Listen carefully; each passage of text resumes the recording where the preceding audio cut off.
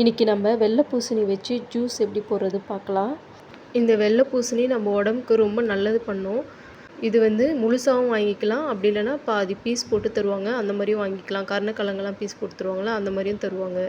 இதோட தோல் மட்டும் எடுத்துகிட்டு நம்ம அப்படியே எல்லாத்தையுமே போட்டு ஜூஸ் போட்டுக்கலாம். நான் இதோட சீட்ஸ் கூட வேஸ்ட் பண்ண போகிறதில்ல, அப்படியே சீட்ஸோடு கட் பண்ணி நான் ஜூஸ் போட போகிறேன்.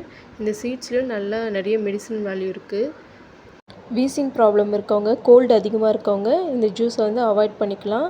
மற்றபடி குழந்தைங்கள்லேருந்து பெரியவங்க வரைக்கும் யார் வேணால் இந்த ஜூஸ் குடிக்கலாம். இந்த ஜூஸ் நம்ம சாப்பிட்ட அப்புறம் குடிக்கலாம், சாப்பிட்றதுக்கு முன்னாடி குடிக்கலாம். ஆனால் மார்னிங் எம்டி ஸ்டொமக்கில் குடிச்சிங்கன்னா இதோட பலனே தனி தான். இந்த ஜூஸை நீங்கள் 2 days தொடர்ந்து குடித்தாலே இதோட ரிசல்ட்டை நீங்கள் பார்க்கலாம். நம்ம உடம்புல நம்மளுக்கே தெரியாமல் தேங்கியிருக்கும் கழிவுகள்லாம் வெளியில் வந்துடும். உடம்புல இருக்க கழிவுகள் வெளில வந்துட்டாலே பாதி பிரச்சனையிலேருந்து தப்பிச்சிடலாம். அப்புறம் இது கொழுப்பையும் நல்லாவே கரைக்கும். இது நான் வீக்லி ஒன்ஸ் எடுத்துப்பேன்.